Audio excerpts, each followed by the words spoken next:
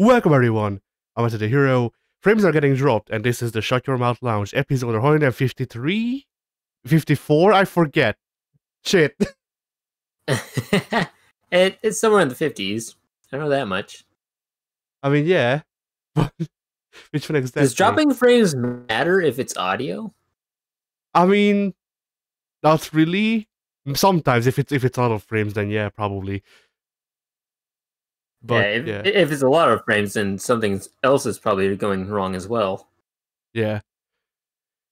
Okay, I believe it is 153, but I can't tell because everything is obscuring it. Yes. The wonders of the new YouTube freaking video manager layout. It is a thing. It is a thing indeed. Look, I'm just following people's advice. People say, "Don't if you don't have anything nice to say, then just don't talk about it." So I don't. Terrible advice. You should only talk about the things you don't like. Yes, like The Witcher 3. Yes. Actually, unironically though.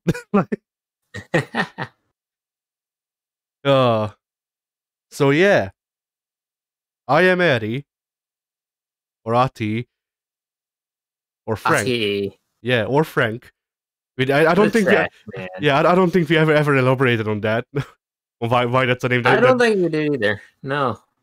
Oh well. I won't do it now. Yeah, it's a thing. Yeah, deal with it.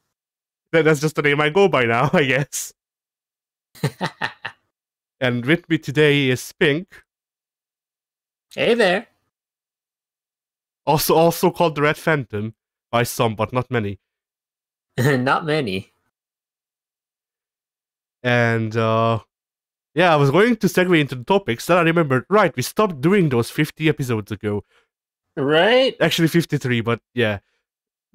So it's been quite a while. Yeah, you can tell the last time I hosted properly was when we were still doing that. That's just my go-to. But yeah, so right. Pink, is there anything coming out on your channel?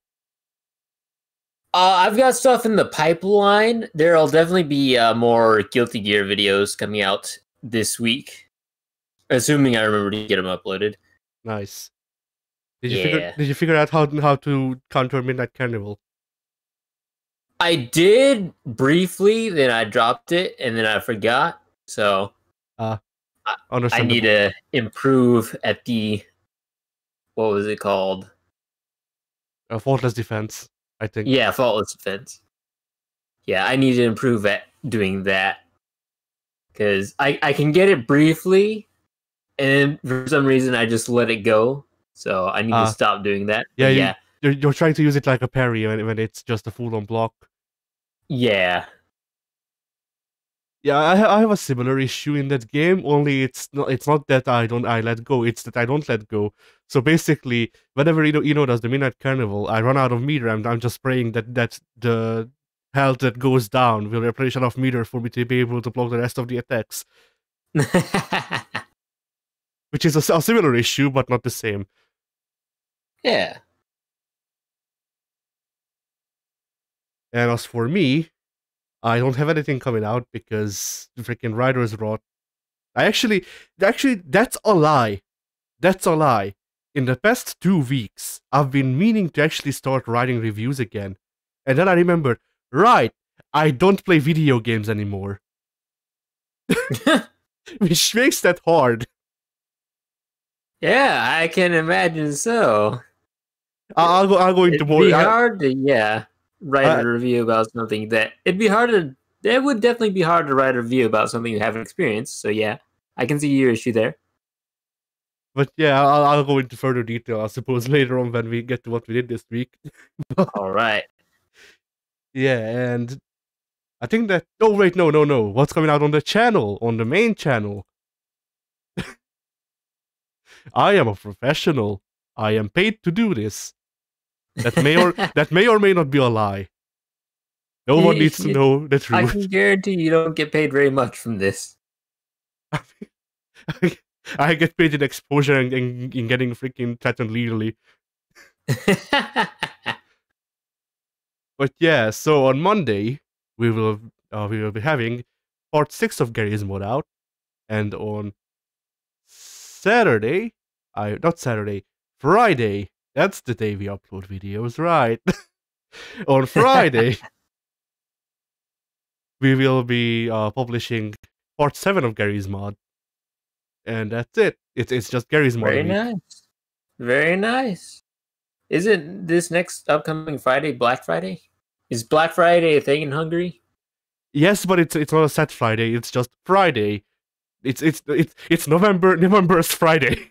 Basically, there's no particular like actual proper date. Like I've been looking into getting an actual drawing tablet because I feel like that's the next thing that would improve my art. Also, like I could probably improve my art by getting a freaking mouse that doesn't suck and like clicks twice when you press it once and shit like that. That could that would also probably improve my art. But I feel like I don't know what a good mouse is. I don't know what to look for in good mice. So I just figured, oh well, drawing tablet. I'll just use it as a mouse as well. Yeah, that's definitely an option. And so I've been looking into those. And the first week of November, they had one of the shops had a Black Friday sale for that one day, which, from what I understand, is like the actual American Black Friday. Yeah, just about. It kind of differs depending on what you're looking to get. Like I know electronics, they do their big sale on Black Friday, but there are other things like cooking appliances that will basically be on sale all week long. You know, it differs from item to item, but most of the high ticket stuff like televisions, video game consoles, etc., those are all the Black Friday deals and no other day. Yeah. That is kind of interesting though, because another place that I looked at for the same thing, they had a Black Friday deal going yesterday, and the thing, like the Black Friday banner and the stuff has been removed, but the deal is still live somehow. I don't get how that works, but sure. Yeah, interesting. But yeah, so yeah, for Black Friday you can get DE Dust. Yes. It is a Counter-Strike map. It's weird how with some sounds I say the S sound, and with some I say the proper S. It's I don't know what it is. Anyway, so Pink, what have you done this week? What have I done this week? So same as last week, I played a lot of Guilty Gear and had a lot of fun with it. Let's see, Babylon for Civ 6 that was released this week as well. I'll keep it short and sweet because I didn't get a lot of time in with it, but it is a science-based Civ, but it's different because instead of building a lot of science districts and other buildings that help your science output, the game is basically you trying your hardest to get Eurekas. Which I don't know, Addy, if you know what those are, because I don't know what your exposure to Civ 6 is. Not much. So, yeah. We played Civ 3 together, but that's a whole different animal. We played Civ 3 together, but I did nothing, and the two of you just killed yourselves. So yeah, it's like I did a whole lot of nothing in that game as well. So a Eureka is basically, let's say you have a builder and you haven't built a farm on a wheat tile. That'll give you a Eureka for irrigation, which is a technology you have to unlock. So basically, whenever you get a Eureka, instead of boosting it by 20%, I want to say is a typical boost that you'll get, it is instead unlocked completely from the second you get the Eureka for it. So Babylon's deal is they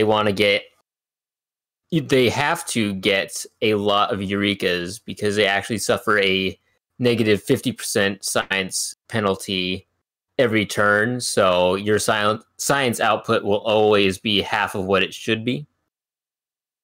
Which it's kind of terrible, to be honest. It feels like Babylon's going to be a very domination focused civ because those are probably the easiest Rikas to get in the game because it's typically just building military units or shooting things with different types of military units or building mines on top of strategic resources and whatnot. So it is going to be a very map dependent civ.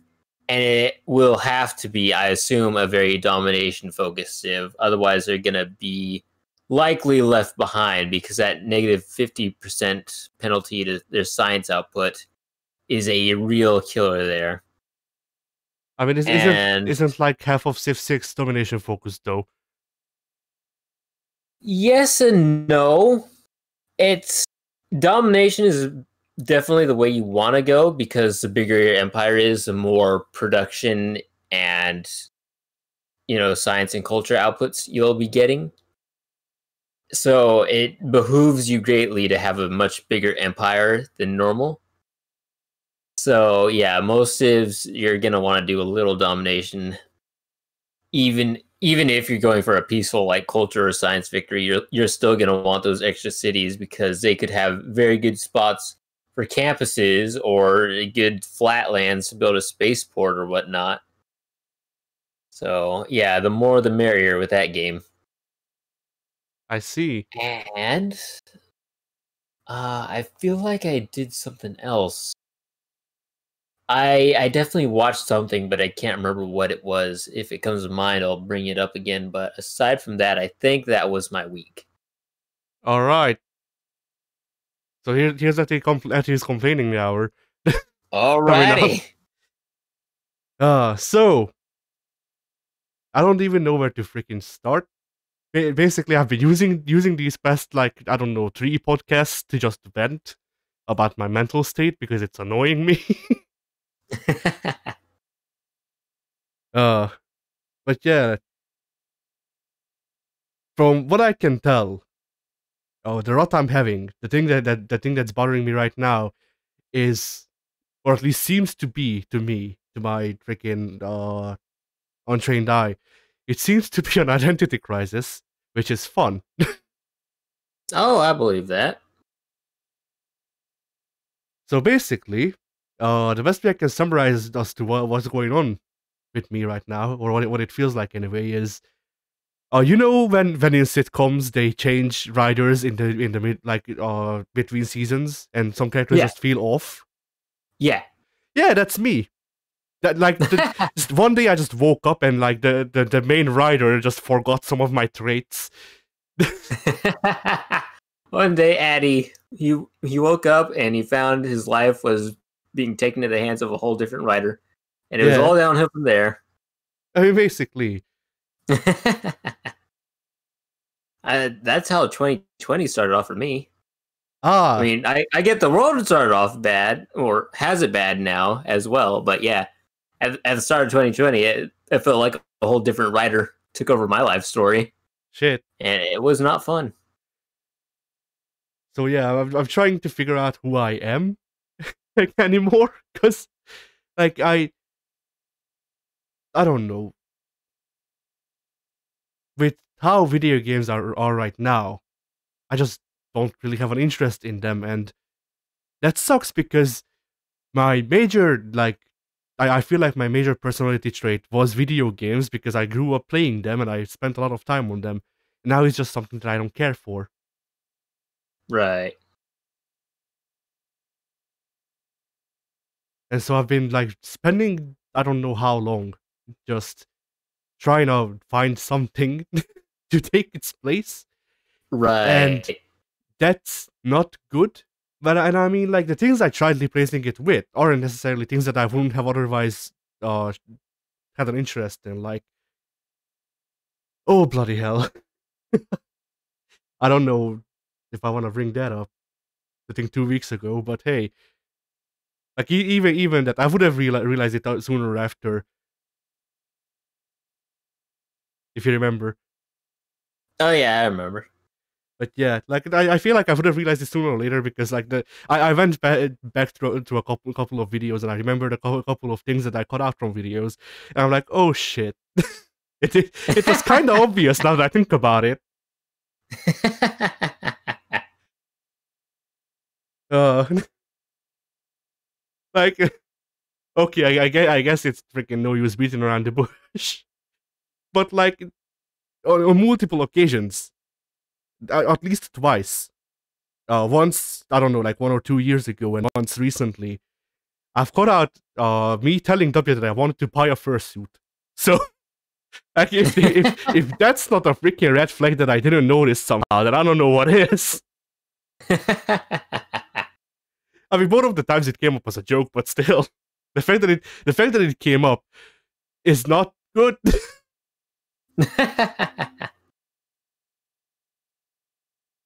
So yeah, and basically, I'm just confused right now because uh, things that I used to like or things that I had an interest in, I'm still sort of interested in, but sometimes I just have days when I'm like, oh well, I don't care anymore. And yeah. for a while, I just don't. Like freaking yesterday and the day before, I was actually happy for the first time in 3 months, and then now it's gone. It Oof. yeah. Yeah. And what sucks is that this is a cycle. Usually this happens, but usually what happens is I have a bad week where sort of this sort of stuff happens to me. And not to this extent, but you know, like I just feel under the weather for a week, and then I'm fine for like 3 months or 6. Not this time. Right. Uh, it's weird. The human brain is weird. and the best Indeed. and the best part is that I can't even go to a professional because the freaking my anxiety disorder prevents me from doing so. Oh, Yeah. that sucks. I mean, technically, I can go to a professional. It's just that even when I try to force myself to, I freaking like I don't wanna, or I don't Right. know how to put it because it's not necessarily that I don't actually want to reach out for help.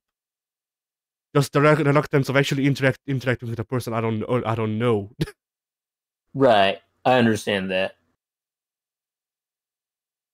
So yeah, I've just been spending the freaking weeks just wasting away and trying to figure out who I am again.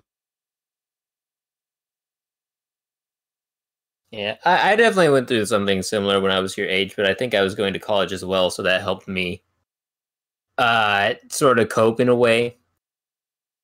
Because if I wasn't having a crisis, I was having to do work. So, I mean, definitely not the best thing, and I wouldn't recommend it, but it did help me through. So definitely try to find something that you can hang on to. But it's really fun in the long run, in the end. Yeah. Like Lincoln Park. Like, I'm just looking forward to like 3 years from now when I'm just full on like on freaking unapologetically a furry for some reason. Like I'm not even into that lifestyle. Is the thing. Uh, but like I feel like that's the point. Like I say this with a couple of things, but like I feel like if I legitimately just become a person that walks around in a fursuit, I think that's a very good way to tell that I might have gone at least to some extent insane. Like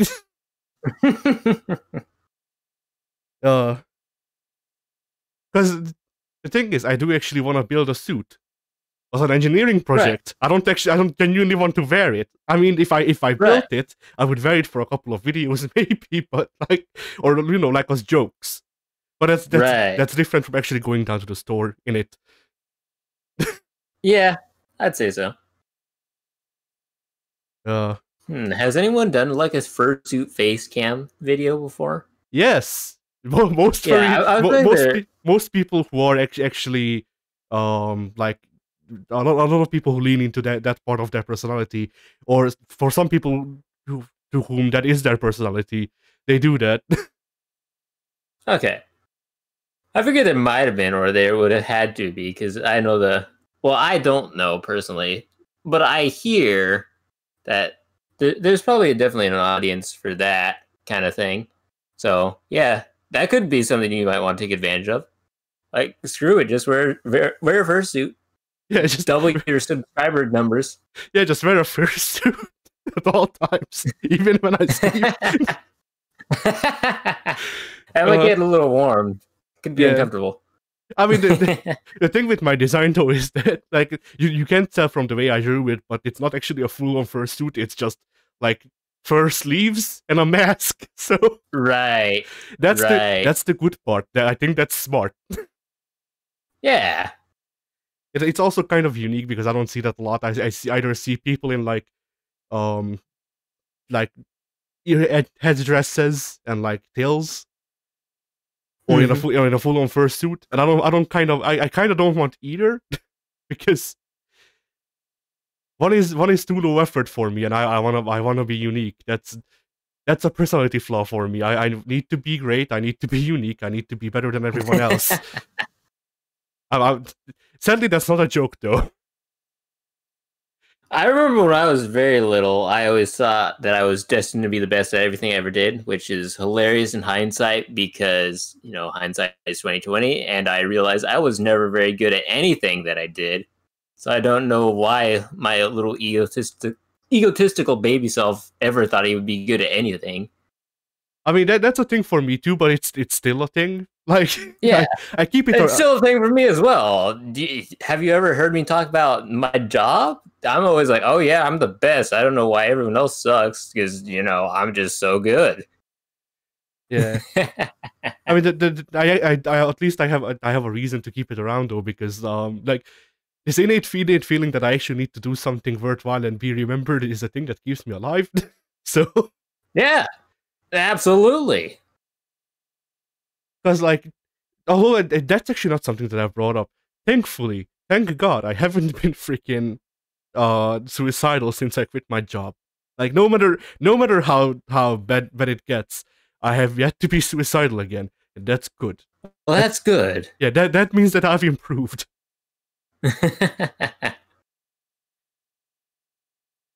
Oh shit. But yeah, the thing with the leaning into the furry part is that like I don't know, I'm not sure about the community, and also I'm not sure I could deal with the backlash of people just looking at the design and freaking puking their brains.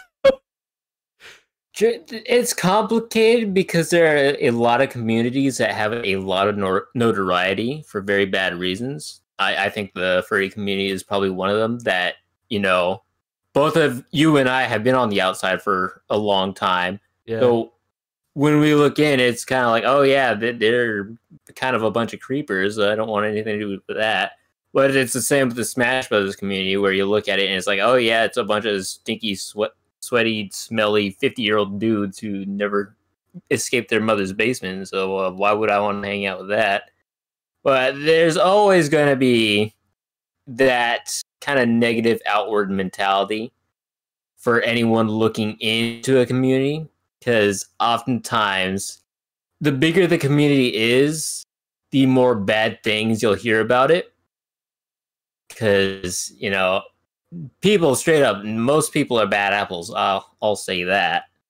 Yeah, and the loud ones anyway. Bad news travels infinitely faster than good news. Nobody's gonna pull you aside and say, "Hey, I know this really great cross stitching community. They're just the best." No, most people are gonna pull you aside and say, "Hey, I heard there's a murder in the cross stitching community. You might want to watch out for that guy. I hear he keeps babies in his closet and just tortures them for fun." I hear he uses baby's skin to stitch. Yeah. Just about. Yeah, those are the kind of stories you'll hear as an outsider. Yeah. So I mean, it's always gonna be better once you get inside and see, hey, it's not that bad. But maybe I'm wrong. Maybe it's just as bad as you thought it would be, and you want to escape it afterward. But even still, at least you gave something the chance. Yeah. I mean, just not even particularly paying attention, just noticing in the comments. Like most of the freaking the furries that comment on their videos seem all right, well adjusted maybe, but Yeah. manageable. Yeah. Like I don't understand the innate need to put uwu on after everything, but hey, it's a thing. Yeah, I thought that was anime. It's both. I think they got it from Okay. well, the Veep community got it from Japanese people who used text-based emoticons or have used the text-based emoticons for a while. And then the furries who are basically kind of like an offshoot of Veeps. Uh, Right. so it's kind of fitting, but yeah. So furries just adapted that nomenclature, I guess. Is that the right word? um, I think it would be vernacular, but I can Google that Probably. real quick. No, I think nomenclature works. The Like devising or choosing of names for things, especially in the science or other discipline. yes, the science of Veepness. Yes, there's a whole scientific process there. I mean, hey, if we can get a freaking PhD in tokenomics, then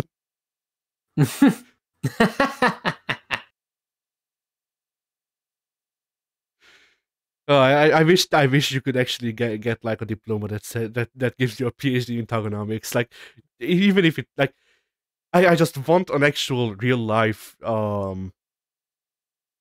university to give out basically void diplomas that just say that you got a PhD in tokenomics. It's worth nothing, but you can put it on your PhD so people will laugh. Yes, I love it. Like imagine We should actually make a business now with just uh, dedicated entirely to making fake PhDs of complete nonsense. Here's your PhD in thugonomics. but like Here's your imagine PhD in sarcasm. imagine if we like because the thing in my mind that the thing that makes this whole thing funny is like imagine looking at like Harvard graduates degrees and it's like freaking I forget what they teach at Harvard. Shit, it's maths, but I forget which parts of it. Like freaking so Right. here's a doctorate in theoretical algebra. Here here's here's a freaking a doctorate in I don't know quantum physics. PhD in Yeah. tokenomics, and it's issued by Harvard. Yes. I love it. Uh, basically, we need to like universities to stay hip and relevant need to make up non-existent PhDs that sound funny. People will flock there. Then again, Yes. Harvard doesn't really need more applicants, from what I hear. True. Pretty true. Uh, so yeah, did I actually do anything this week though? Like for real? Oh, blimey. Hmm. I don't think we played anything this week either, so nothing to rely on with that. No, well, I, I suppose I did draw a pretty alright looking Kirby, if I can find it. Oh no, I've seen your Kirby's. It's actually it's a little Kirby for once. Okay. It's not that well. It's closer to a real Kirby anyway. do, do, do, do. Yeah, Ah, I just made a couple of yeah. doodles. Nice. Big Big looks fantastic. yeah, Big's hands. Yeah. Oh man. Like Perfect. I feel like this almost makes a scene of Sonic distracting Kirby so Pink can kidnap him.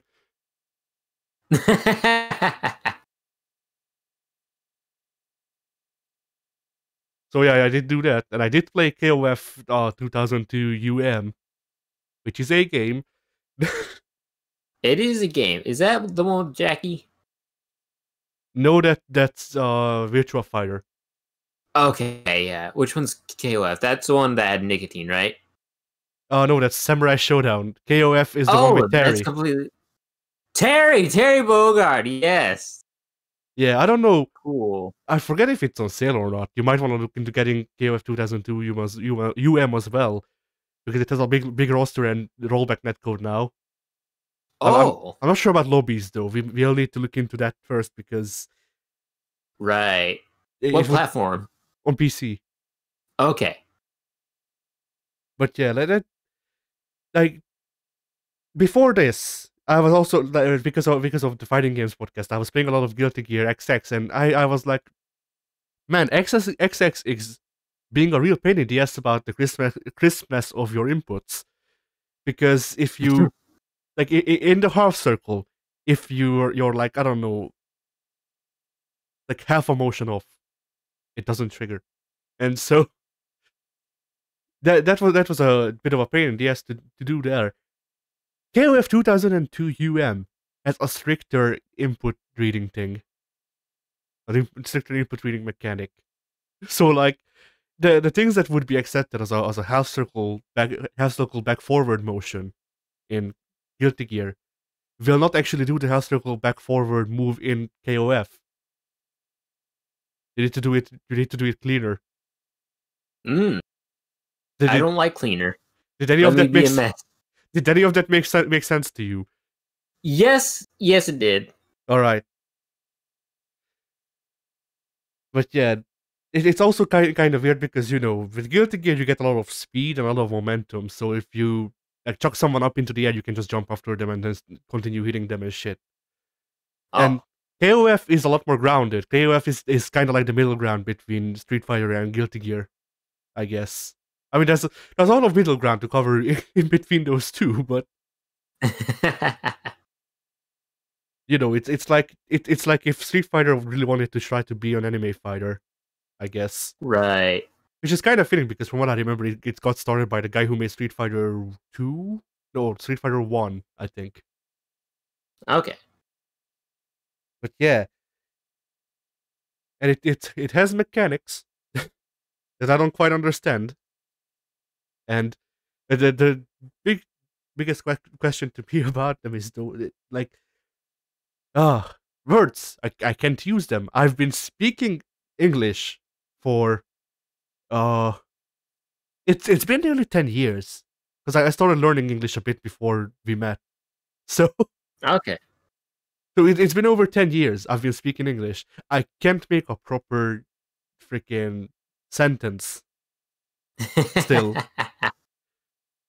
At this point I'm not sure I ever will learn how to properly form sentences. It's a lost cause. Yeah. I just keep speaking broken English until I die. But yeah, I forget where I was going with the KOF 2002 shit. Oh yeah, max mode. So King of Fighters has a mechanic where if you press a button, it goes into max mode, which in the newest one makes it so you can do EX moves. How can I explain in a way that you understand? Like the moves that you can do with dust to make them faster in Guilty Yeah. Gear. Yeah, so those are basically EX moves in Guilty Gear, and you can only do those in EX mode in King of Fighters, at least in the newest one. But I have yet to figure out how Oh, to actually do them in 2002 because I'm actually not sure if the game has a tutorial or not. I'll need to look into that. But yeah, game without a tutorial? That sounds like my dream come true. but it's a fighting game without a tutorial thing. There's a big That difference. is true, and that is very weird. I've never met a fighting game that didn't have a tutorial. That'd be pretty strange. Oh, by the way, Pink. Actually, now that we're talking about tutorials, have you tried out Exert's tutorial yet? Yes. All right, good. It's really good, in my opinion. Yeah, I had fun with it. I mean, it's better than. Oh, actually, you didn't see that one. So, Street Fighter V's tutorial, Pink, is the game plays you an animation of you walking forwards, and then in a box it says press forwards to move forwards. And then once that's done, it does it again but backwards. And then once again for jump. And you don't have any input from what I remember. And from what I remember, it doesn't even really teach you any complex inputs. Like I think it tells you how to do a Hadouken and a Shoryuken, and that's it. Wow. It's literally just here's how to walk, here's how to do normal punches. I don't think the game even tells you that. Right. Here's everything that you'll basically figure out on your own within seconds of picking up the controller. Have fun. Yeah, basically. And the best part is, from what I remember, they don't even tell you about how pressing forwards or backwards before pressing punch alters which punch it does. But at least I think it does. I forget. That may be a Tekken thing only. Now that I think about it. But hey. But yeah, so there's a reason people are pushing for Battleboot tutorials that are more like excerpts and less like Street Fighter 5s. I can believe that. And yeah. Well, I wanted to bring something up. Oh yeah, I didn't play it, but I did actually watch a playthrough of Boxnex. What is that? It is a launch title for the PS5 that also came out on PC, but only on the Epic Game Store, I think. Okay, yeah, I heard about this one, I think. I've definitely heard the name Bugsnax. Yeah, it has the Kero Kero Bonito song. Which... I don't know what that song is. Yeah, I was about to say, now that I think about it, you probably don't know who Kero Kero Bonito is. It's a... Yeah, I wouldn't know who that was if you walked right past me. I believe Kero Kero Bonito. I don't actually listen to them, so I don't know all the details either, but from what I remember, Kero Kero Bonito is a Japanese band, or at least I think they're Japanese, that got famous with a meme song last year, or the year before, I forget. And now they hit it big by being the people who made the team to this one game that people will probably forget about in a week, maybe two. But yeah, they're lucky. But yeah, Boxnex is a game that you would like initially, I think. Initially. Yeah, so it is a game that is basically Pokemon, but instead of Pokemon, it's Foodmon. It's animals that are also food, different types of food.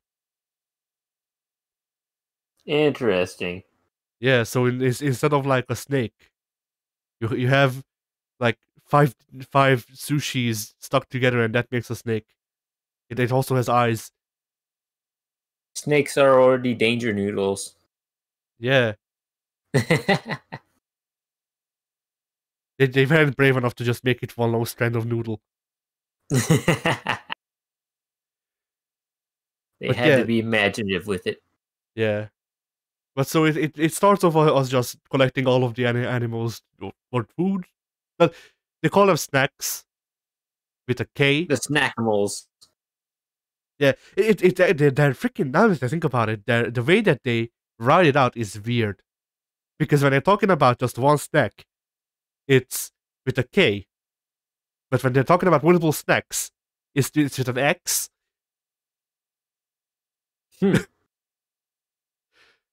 I mean, I suppose language evolving something. Right. Something. But yeah, so it's this. The whole game is about you capture these animals, you go through different biomes to catch more animals, and then you feed the animals to people to change their physical attributes. Okay. And as you go through, you get to learn their life stories and shit. Oh, no. Yeah. And then the end is just the game pulling an M. Night Shyamalan. Oh, no.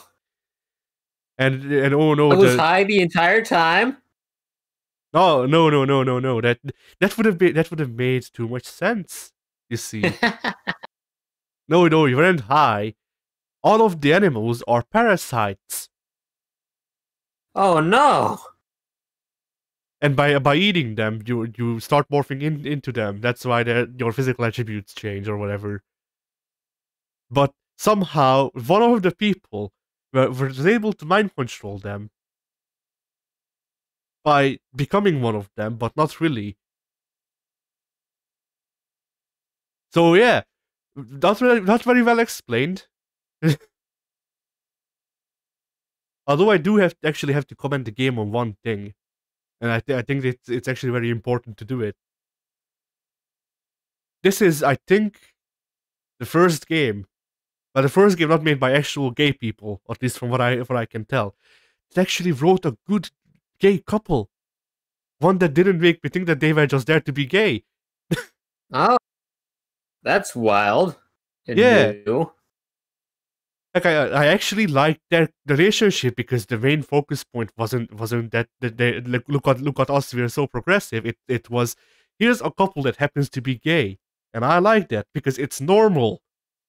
Yeah. Like that's I think a lot of my freaking issues summarized with modern writing is that a lot of Mhm. times it feels like people are doing progressive things for the sake of being progressive instead of actually just showing this is a normal thing that happens. Yes, I agree. And so actually, like at first I was skeptical because usually you don't see well-written gay couples, in my opinion, that actually just feel like a normal couple that happen to be gay at the same time.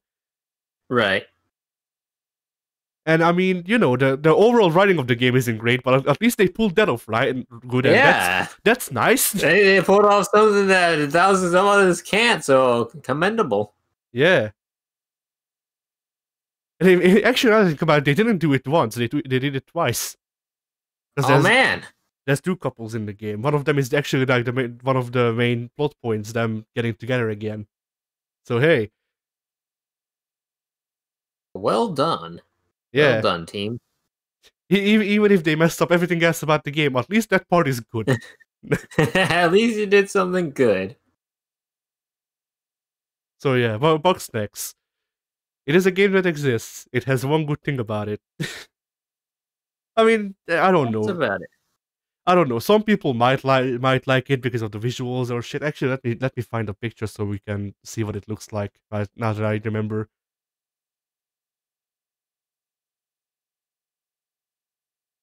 But yeah, all right, pictures. All right, that's. Oh, actually, it's free with PlayStation Plus for people who own the PS5. Huh.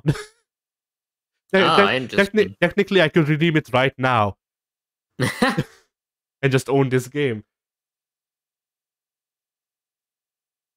All right, here's. I think this is concept art.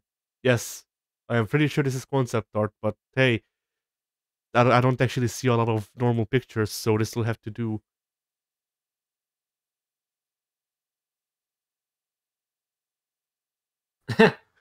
That watermelon looks depressed. Yeah, it's called a Mama Maven. I love it. So there's some cute stuff to it. I think it tries too hard to be cute in the first half, and then there's this twist. Right. And I don't like either versions of the game, honestly. Uh-huh. Like some of the character relationships are interesting. That's actually the only reason I watched through the whole game. Because the gameplay, it's just Slime Rancher, and Slime Rancher to me is more cute. So if I Yeah. want a cute catch 'em all type of game that isn't Pokemon, then I'll just say Slime Rancher. But you know, the actual relationships seemed interesting enough, even between characters that I disliked, Oh, for me to actually finish watching the game at least. nice. So yeah,